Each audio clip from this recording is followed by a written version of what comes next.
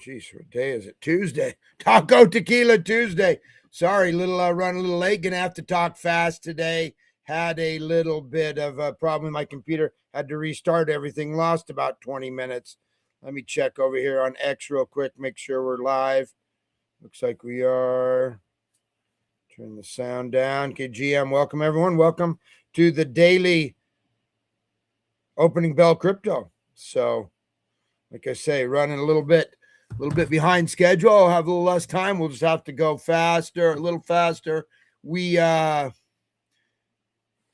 going on today. Lots going on this week. Not crazy big stuff, but so like I say, some things are happening. So let's get into it. First off, bell market just opened. I like to try and get here 15 to 30 minutes before the market opens, but let's have a quick look. Futures were looking slightly positive. Yep, it looks like the NASDAQ here. I'm going to get rid of my little picture down there. Okay, it looks like the NASDAQ positive 0.16. Look at the so welcome everyone. Crypto Bull Ron here. I've been in crypto for 15 years. Coming here to try and bring you the news that's affecting the crypto markets, whether it be macro, financial, or anything else, political. And our goal here with this show, I've been doing a similar show. I still continue to do the GM Bitcoin morning space on X. Been doing that for 4 years. The goal's always been to kind of, I've been up at this point for 5-6 hours, and for my day job, which is running a crypto fund. So I just want to kind of help save you some time, bring you a little kind of condense it in. So whether you're listening live or listen to it an hour or two, kind of know what's going on today. So we're streaming live on YouTube, Rumble, and X, and hopefully soon to be on TikTok as well. But the Dow Jones, positive 0.07. I'll call that flat. It's about as flat as you can get. And like I said, I've been in crypto for 15 years. Bought my first stock when I was 5 and did take my .com company public. It was actually a couple weeks before Amazon went public, but obviously we didn't do as well as Amazon, unfortunately, or I'd be coming to you from a $500 million yacht. But anyway, S&P 0.08. So yeah, I would call this pretty flat, pretty flat. Let's see how crypto's handling the news. Over here, we've got Bitcoin up 0.6 for the day. We're sitting at 69,290, up 0.7.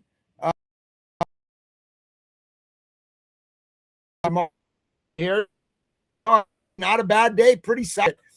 Ethereum 2032. I can't even believe it, saying $2,000 Ethereum, but it's up 0.5 for the day, 0.9 for the hour. Like I said, I'm going to speak a little quicker today because I do have a hard stop at the top hour with my other show coming up. Anyway, GM, welcome everybody. Hopefully everyone's having a decent day, and we're having tacos, not tequila. XRP for our XRP fam out there. Just about flat as well. Down 0.2 for the day, up 0.2 for the hour. BNB, the Binance blockchain, we're sitting at 624.91, down 0.4 for the day, 0.2 for the hour. And last but not least here, Solana, we've got 84.49, 0 for the day, 0 for the hour. So let's jump into some of the news and whatnot affecting the market. I would say a flat day. GM Bull Collector, GM, how's DRB looking? Just starting to look. Debt relief bot. I like it. I'm gonna do a show on it, to be honest with you. I am gonna do a show specifically on DRB, like a content so people can look at it. I'm liking what I'm seeing. When I last checked it was around 7 million market cap. Don't know what it is. Let's see if it's on Crypto Bubbles here. Let's see what it talks about here. Interrupt the show. There it is. Debt relief bot. Oh, wow. Geez, no wonder you mentioned. Holy crap. Up 4.4%, 17 million. Yeah, it's added 10 million since I started watching it a week or two ago. Wow, must be some big news. We'll have to get into that. Wow, very, very big news. Very big, very impressive. Okay, let's get back to our top 100. It'll start breaking into the news. So thank you, Bull Lecter, for pointing out. Debt relief bot, AI created with some of these AI agents. So pretty impressive. Like I said, we'll hit the news pretty quick today, but we've got billionaire Bill Miller the fourth. He's from Miller Value Partners. His father famously outperformed the S&P for like 50, but he says the bottom's in here in this little clip. He basically on CNBC, I believe yesterday, he says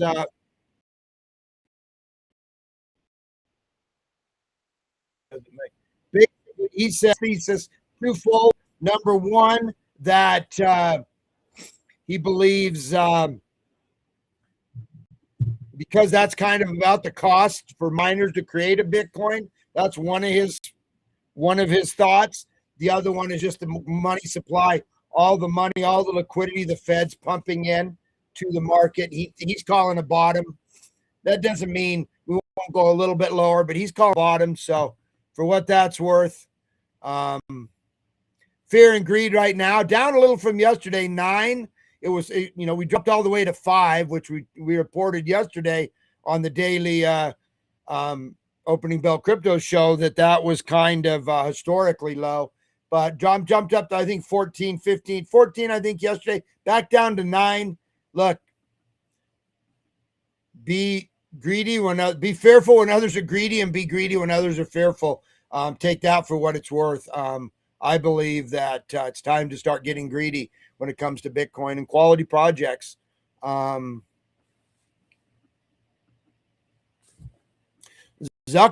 if you saw this, Zuckerberg buys $150 million mansion.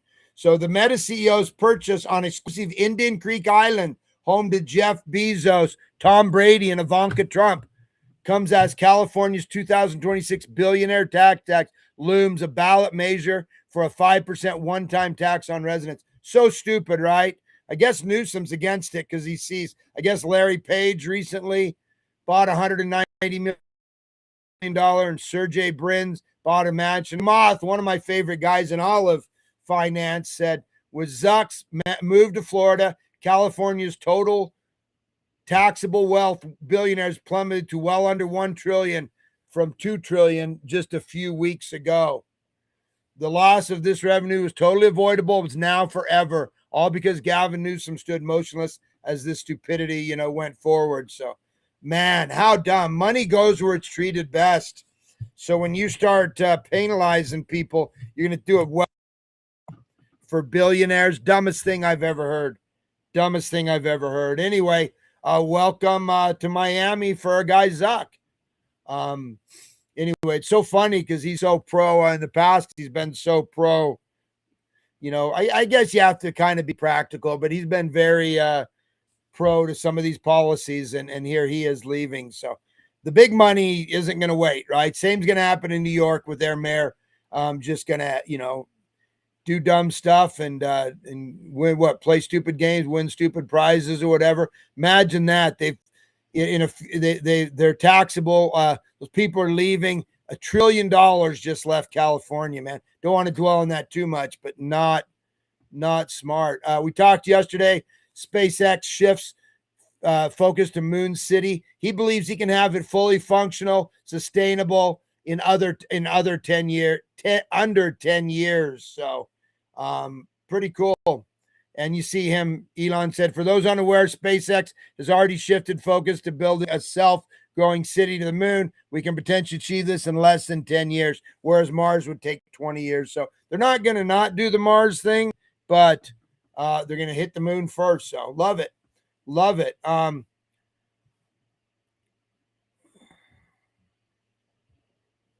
see what happened. I think it's my thing about, there it is. Peter Schiff, this is for new people. Don't follow this guy. Really smart guy, to be honest with you. Really knows his precious metals and things like that. But he missed out. He got told about Bitcoin was like 8, 10, 12 bucks. I don't remember exactly. And he's been a little salty ever since. Plus, he likes the engagement farm with it. He just said that, it's going to all, 126 was the high of Bitcoin. He doesn't believe it, but he says it. In my opinion, he misleads all his followers. I will say, do not put any weight on what Peter Schiff says about Bitcoin. Definitely a joke there. Grok growing fast, 30 million monthly visits on the web. Basically, I saw the numbers. I don't remember exactly what they were, but I believe it's now the number three in its class. And I think it's like the 37th or 62nd most visited website in the world. So people are using it to make little videos. I do it a lot. I do it to make the thumbnails for this show. But anyway, shout out to Grok AI. In my GM Bitcoin morning show, we have AI and RWA, real world assets, in other words, tokenization. We have both those in the title, and there's something we talk about. They're neat niches, right? Let me talk about another niche here. Got some news on poly markets, but definitely AI is one of them, and how to invest in those. What are some ways you can play that game?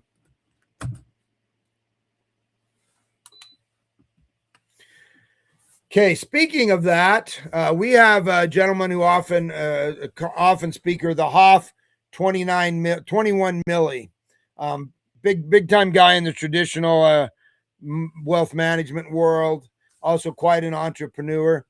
A year and a half at least ago, because we have AI and we've been talking about AI on the show now.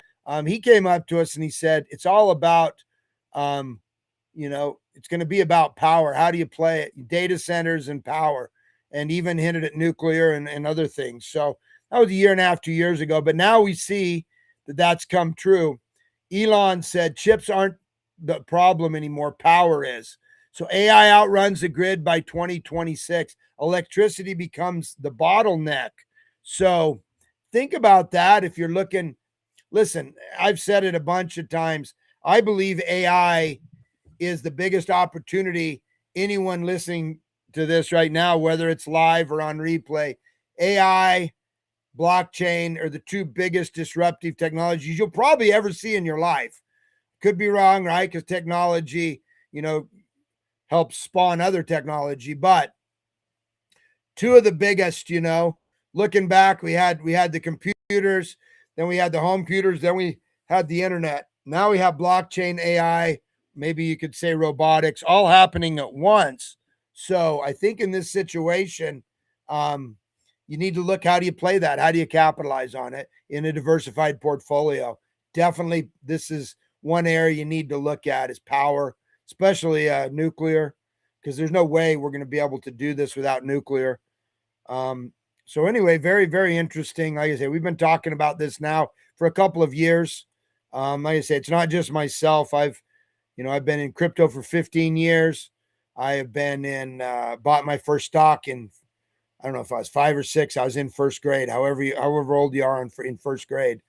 Back then it was crazy. You had to order them. You looked at them in the newspaper. There was no internet, and you had to order them, and they'd send you the certificates. So I don't even remember what I bought, but we just got on there and bought whatever probably sounded good to us. Or I remember the advice we got is something that you like, something you're going to use.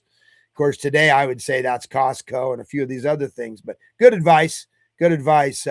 Buy what you know, buy what you like. But anyway, power's a big thing. Now, concerningly, I also saw this news today.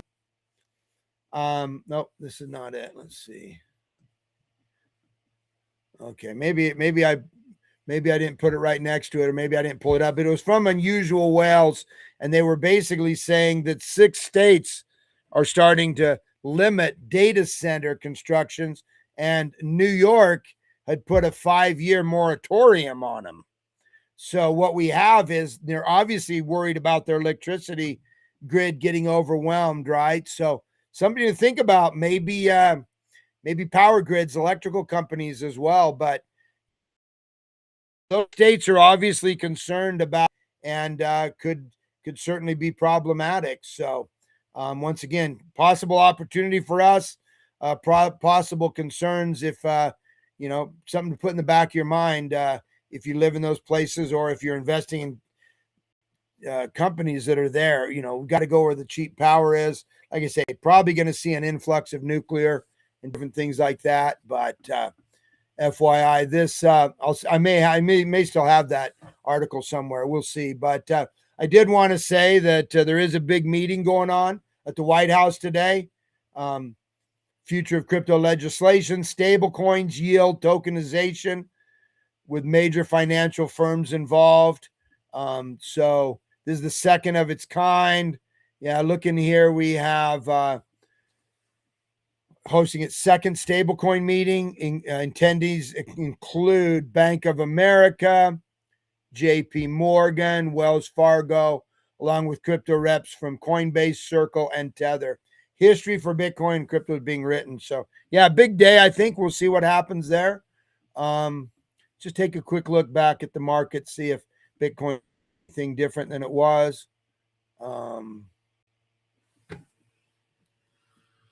Yeah, a little bit of a drop, right? We're down 1.2%, 1.4% overall, 1.2. You can see that little drop there. So yeah, a little bit of a drop. Let's go look at futures real quick, just see how they're doing. Let's pull up the NASDAQ, see if they were pretty flat. It's easy for them to turn colors, turn. Yep. We've seen. We're seeing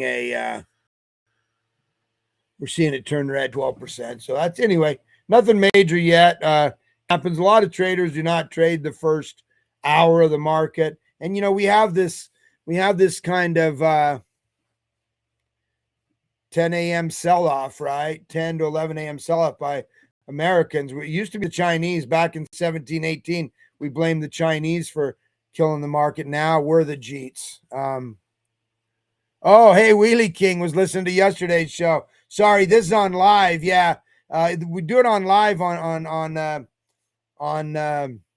YouTube. So you have to go to the lives to catch it, and then I upload it. It takes half an hour or so after. So welcome, Wheelie King. Appreciate it. My first ever guest for YouTube. I'm pretty new to YouTube, so as far as streaming there, I spend most of my time over on CT, crypto Twitter, as we call it, which of course is now X. So glad you made it here, and started a little late, probably threw you off. My for some reason, after I had everything set up, my computer started to glitch a little. I had to restart it. I had no idea. First, I thought it was Twitter, but something there. But anyway, welcome, my friend. Welcome. One Wheelie King, man. My most loyal listener on YouTube. So appreciate you, man. And everybody, lots of people over on X, as usual. Michael Saylor was on Squawk Box and just said, look, he's not selling. And, if you know Michael Saylor and you've been around, been listening to my show very long, you know that he's not selling. He's set up to, he doesn't have a traditional margin call. He knows this is going to be volatile. There's no recourse for any of his investors. And a lot of it's equity anyway. So he's not selling. End of the story. I'm not saying he couldn't dump his stock, but that could happen. But there's just been all this FUD around, kind of orchestrated, to be honest with you. Started around mid-July and got really bad towards the fall. I don't think the banks like a newcomer coming along and kicking their butts. But Michael Saylor is not selling. He's buying every week. We report it just about every Monday. I did a little short about it the other night about what those orange dots mean on the weekend. But he buys virtually every week. So he's solid, and he's not going away. As long as he can raise money, he will. He's a huge believer. Heard him speak at Bitcoin in Vegas this last year. It was great. Dude's awesome. Makes you want to run out and sell your house and a kidney and everything after listening to him. He really gets you pumped up. Probably partially why they're having that meeting today. Crazy, saying, was on Maria Bartiromo saying, basically what he's saying is that, Coinbase and a few people are kind of standing against it. Like if they don't get exactly the legislation, he feels like Coinbase is getting a little dogmatic, kind of getting in the way, right? And anyway, that's part of it. But he is going to believe it's going to get settled. Yeah, Satoshi Nakamoto from X. Yeah, buddy. Yeah, he said crazy that this latest buy was around 10,000 more than today's price. Yeah, he bought yesterday. It was at 78,000. Now, realize he's buying in massive chunks. Like 2-3 weeks ago, it's $2.13 billion. Yesterday, my memory doesn't fail me, it was around $90 million. And yeah, he's 10,000. So realize shows you how committed Satoshi shows you how committed he is to the long term. He's not all that worried about today's price. He really isn't. I mean, he started buying sub 10,000 or right around 10,000, which is like 5 years ago, which is crazy to me because it seems like it was a year ago, but he's been doing it for a while. Man, what a vision.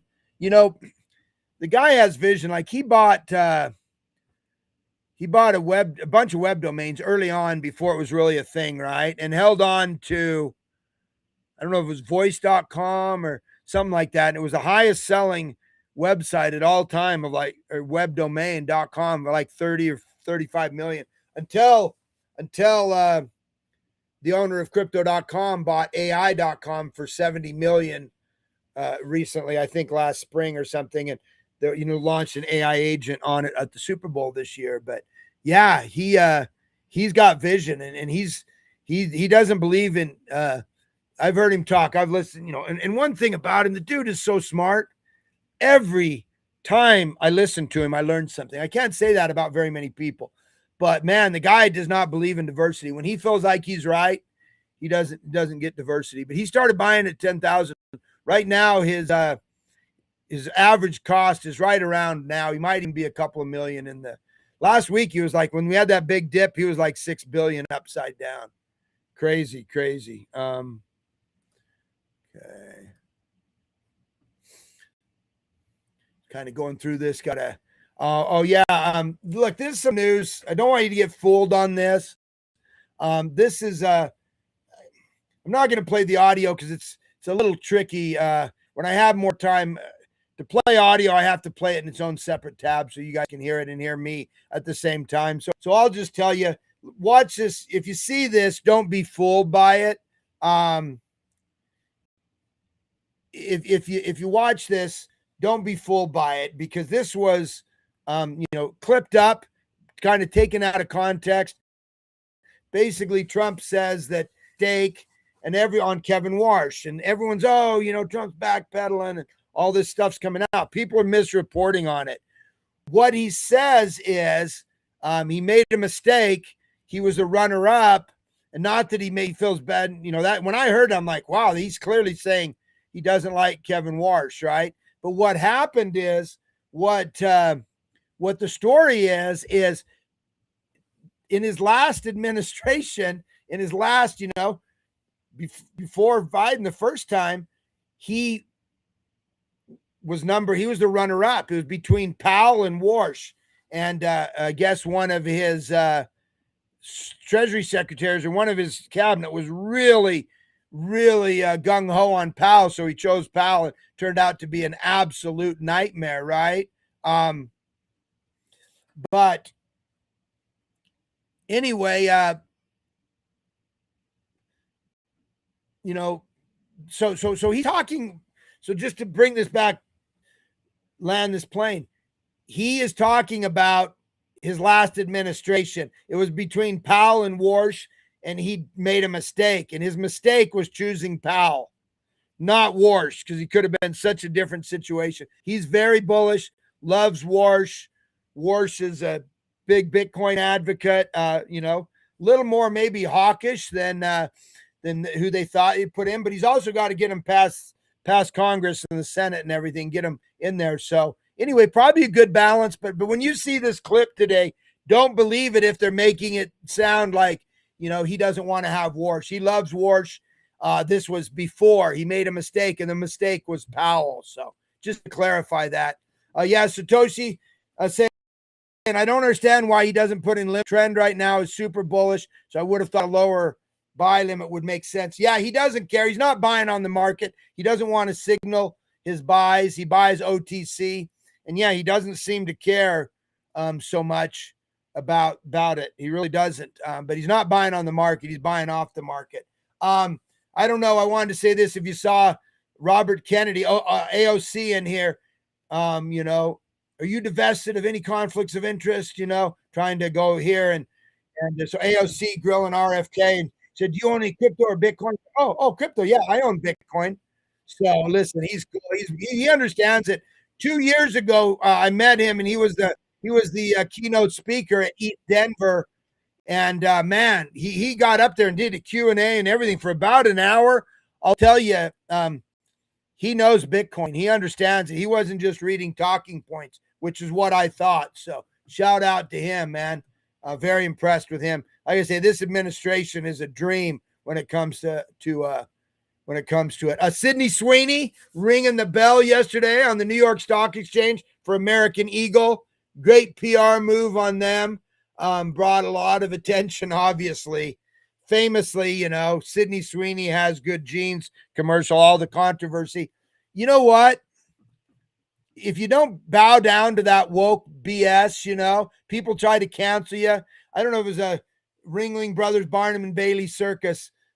P.T. Barnum famously said, "Say whatever you want, write about whatever you want about me. Just spell my name right," you know? Basically, what he's saying is any press is good press. And they've proven that. She didn't react to it. She's like, "Hey, I made a jeans commercial. Chill out." You know, they tried to make such a big deal about it. But man, did it ever have an effect on American Eagle. And here she is ringing the bell. Wow, what a killer PR move. I put her in my thumbnail. I was so excited about it. Obviously, she's just great, very cool, very even kill. The left hates her, you know. These fat, crazy, blue-haired, psychotic women seem to hate her. But I think she's awesome, and I think that was a Chad move by American Eagle, man. And it has affected their stock big time. Oh, I think we already had that. So I must, that I already saw that, talked about. He's not selling Bitcoin. From our boys over there at Because Bitcoin, Hyperliquid tops Coinbase in trading volume with 2.6 trillion versus 1.4 trillion. Year-to-date performance diverges by 58.7% as Hyperliquid rises 31.7 and Coinbase falls 27. So basically, you got centralized versus decentralized.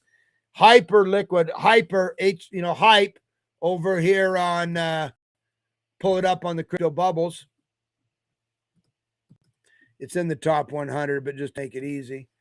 Hyperliquid, number 13, you know, down a little today, but up massively from, you know, and it's down a little now. So maybe a good time to buy, kind of falling with everything else. But Hyperliquid, it's its own blockchain too.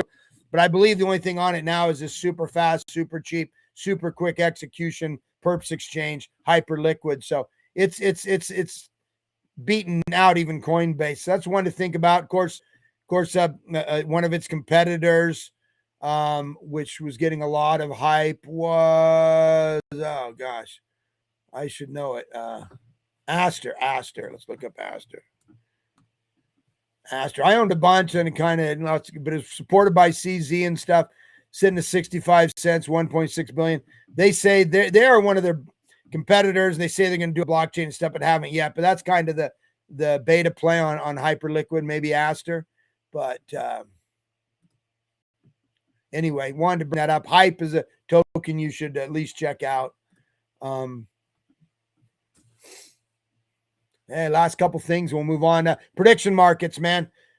Hit 6.26 volume. I use it on this show, all for information. Maybe a lot of people look at it's gambling, but kind of mainstreamed. Call sheet 2.8 billion, Polymarket 1.92 billion.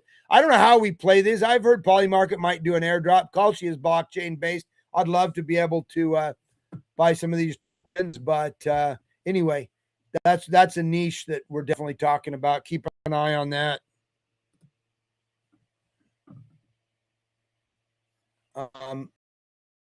Last but not least, Morgan Stanley has initiated coverage assigning overweight ratings to Cipher Mining, Terra Wolf, while giving Marathon Digital an underweight rating. Keep an eye on them now. At least now we have some coverage, right? That'll tell you something, help you kind of keep your eye. I mean, obviously right now, probably a good time to buy. They're probably undervalued. Sometimes they get below the value of even the Bitcoin they hold. So, yeah, Satoshi Nakamoto talking on Hyperliquid. Yeah, there's a fair bit of stuff on the Hyperliquid EVM, but not much of interest to most. There's nothing really pumped on there. So yeah, definitely a blockchain and a perps exchange. So yeah, thanks for confirming that, Satoshi. I thought that was the case. Haven't really looked into it much, but it is a very fast blockchain. But you know, the main focus is obviously the Hyperliquid. Anyway, with that, look, guys, could be crazy this week. Oh, also, man, government shutdown, 75% chance of a government shutdown this weekend. So that could be a huge bomb. Sorry, should have talked about it a little more. I'll talk about it on tomorrow's show. Thanks, everyone, for joining me. Sorry I got off to a late start with that computer freaking out on me. But feel welcome to jump over and follow me on the GM Bitcoin Morning Show. It's a space over on X. And appreciate everyone. And I'll see everyone tomorrow, man. Have a great day.